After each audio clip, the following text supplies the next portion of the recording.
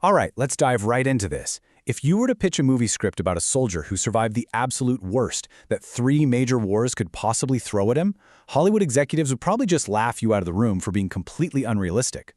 But today, in this explainer, we are looking at the very real and honestly entirely unbelievable true story of Lieutenant General Sir Adrian Carton de Wiart.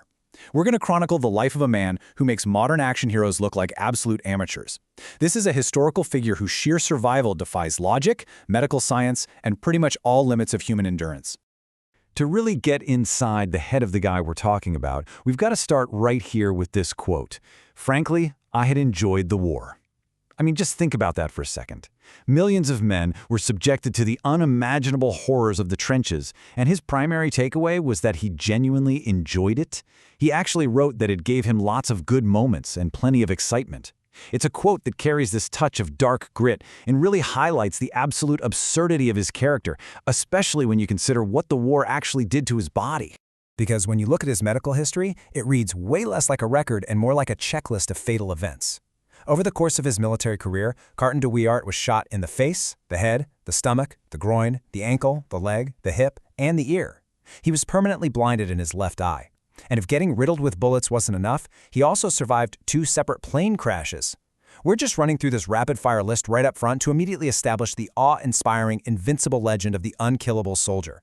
This man was quite literally torn to shreds over and over again, and yet he just kept going back for more. And honestly, he totally looked the part. With his tailored uniform, that prominent mustache, a striking black eye patch, and an empty sleeve, the Oxford Dictionary of National Biography perfectly described him as looking like an elegant pirate. He became this absolute figure of legend, an aristocratic, almost comic book-esque character walking right out of the pages of history.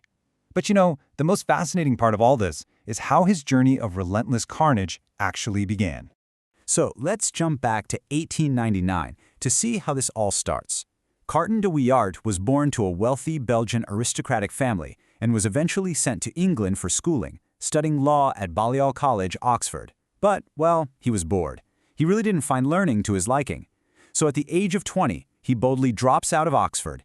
And because he was underage, not a British subject, and obviously lacked his father's permission, he faked his name to Trooper Carton, claimed he was 25, and flat out lied his way into the British Army just to find some action in the Second Boer War down in South Africa. 2.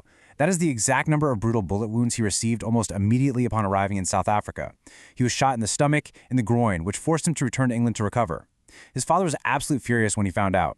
But instead of being deterred by these, severe, life-threatening wounds, Carton de Wiart noted that the experience merely solidified his belief that war was simply in his blood. By 1901, he had recovered, officially became a British citizen, and eagerly marched right back down to South Africa. Fast forward to 1914. World War I is breaking out, but Carton de Wiart is actually serving with the Somaliland Camel Corps, fighting a colonial war against the forces of the Mad Mullah. During a raid on an enemy stronghold, he takes a bullet directly to the face. The shot took out his left eye and a good chunk of his ear. Lord Ismay, who served alongside him, noted that Carton de Wiart didn't even break his stride when the bullet hit him, though apparently his language was absolutely awful. I mean, even agonizing facial trauma couldn't slow this guy's momentum. Now, how he responded to this permanent disfigurement tells you everything you need to know about him. While he was recuperating in England, the medical board basically said he had to have a glass eye before they would declare him medically fit for service again. So the doctors gave him one, but he absolutely despised the discomfort it caused. So what did he do? He chucked it right out the window of a moving taxi. In a true display of his defiant, rugged personality, he completely rejected the glass eye in favor of his trademark black patch, which he proudly wore for the rest of his life.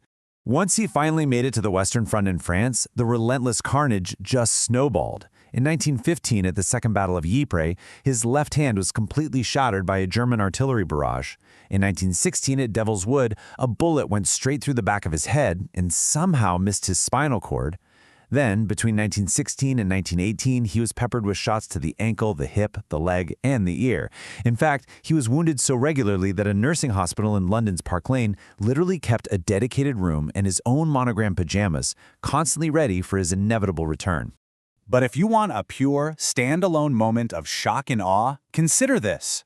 During that 1915 artillery barrage at Ypres that shattered his hand, 2 of his fingers were left completely useless and just dangling there. When a field doctor refused to amputate them right then and there, Carton de Wiart simply ripped his own fingers off himself. He later had the entire hand amputated by a surgeon anyway. This horrific detail perfectly emphasizes his completely unbelievable physical and mental resilience. Most men would have gone home for good. He went right back to the front lines. And despite missing an eye and an entire hand by this point, his glorious leadership just shone right through.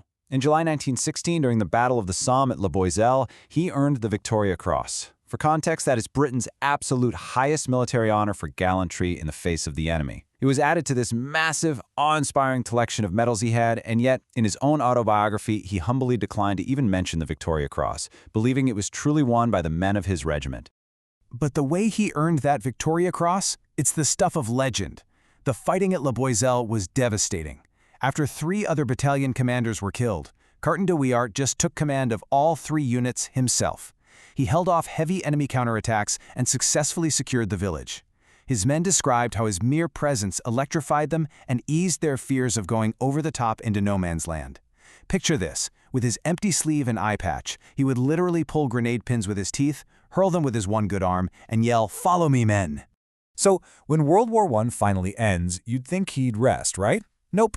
He was sent to Poland as military advisor. At one point there, his observation train was attacked by Red Cavalry. He fought them off single-handedly from the footplate of the moving train with his revolver, even falling onto the tracks and having to quickly scramble back on board. And then, as if just flipping a switch, he retired as a major general and spent the next 15 years living on a Polish estate, happily hunting ducks in the marshes every single day, totally content. But then, 1939 rolls around. World War II breaks out. Poland is invaded, and Carton de Wiart is forced to escape back to Great Britain. Now, at an age when most people are settling deep into retirement, this 60-year-old soldier willingly throws himself right back into the fire. He re-enlists in the British Army. Because as we're learning, for the unkillable soldier, the action just never stops. Of course, the universe immediately decided to test his indestructibility again, but this time from the sky. In 1940, while commanding forces in Norway, his seaplane crash-landed in a fjord under heavy enemy fire. He outright refused to get into a life raft because he said it would make him a sitting duck, so he literally just waited in the sinking wreckage until the enemy plane flew off. Then, in 1941, en route to Yugoslavia, his bomber crashed into the Mediterranean Sea. The 61-year-old Carton de Wiart, with his one arm, swam a full mile to shore, even helping an injured airman along the way. Making it to the Italian shoreline meant he was immediately captured and sent to a prisoner of war camp outside Florence. But his escape plan was sheer, brilliant absurdity. He wasn't just going to sit there. He and the other officers spent 7 months digging a 60-foot tunnel through solid bedrock.